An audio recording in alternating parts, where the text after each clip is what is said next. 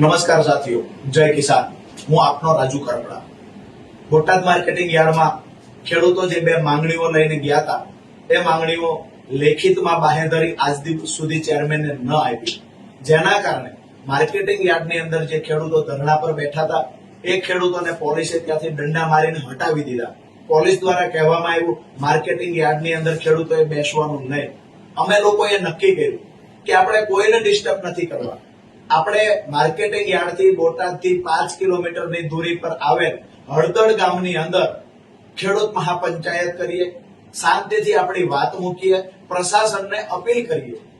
પરંતુ આજે સવારથી અનેક ખેડૂતોને પોલીસ દ્વારા લાઠીઓ મારવામાં આવી, ખેડૂતોને હળદળ આવતા રોકવામાં આવ્યા, ખેડૂતોને ઉશ્કેરવાના પણ પ્રયત્નો થયા. દુઃખની વાત એ છે કે શાંતિથી હળદળ ગામની અંદર જયારે ખેડૂતો બેઠા હતા ત્યારે અચાનક જ મોઢે રૂમાલ બાંધી સિવિલ ડ્રેસમાં અમુક લોકો આવે છે, ટોળાની અંદર આવે છે. એ જ સમયે પાછળ પોલીસની વાન આવે છે. જે લોકો મોઢે રૂમાલ બાંધીને આવ્યા હતા એ જ લોકો પથ્થર લઈ, અમુક લોકો ખિસ્સામાંથી પથ્થર કાઢે છે અને પોલીસની વાન પર હુમલો કરે છે. ખરેખર વાત આખી એ છે કે અમે શાંતિનો સંદેશ લઈને નીકળ્યા હતા, તેમ છતાંય ક્યાંક ને ક્યાંક આયોજનપૂર્વકનું ષડયંત્ર કરી અને ખેડૂતનો અવાજ કાયમી ધોરણે દબાવવા માટે આ એક આયોજનપૂર્વક સાજિશ થઈ છે.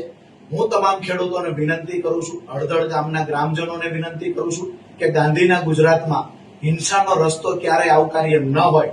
પોલીસ દ્વારા ઉશ્કેરવામાં આવ્યા, પોલીસ દ્વારા પથ્થર ફેંકવામાં આવ્યા, પોલીસ દ્વારા ટીયર ગેસ છોડવામાં આવ્યા, તેમ છતાં ખેડૂતોએ ધૈર્ય રાખ્યું છે, શાંતિ રાખ્યું છે. આગામી દિવસોમાં પણ કોઈ ખેડૂત ઉશ્કેરાય નહીં અને શાંતિનો માહોલ ડહોળાય નહીં એવા પ્રયત્ન એક ખેડૂત તરીકે આપણે સૌએ કરવાના છે. મારી નમ્ર અપીલ છે હળદળ ગામ, બોટાદ જિલ્લાના અને ગુજરાતના ખેડૂતોને કે શાંતિ ન ડહોળાય એનું આપણે ધ્યાન રાખીએ. આગામી દિવસોમાં ગાંધી ચિંધ્યા માર્ગે આ લડાઈને ચાલુ રાખીશું.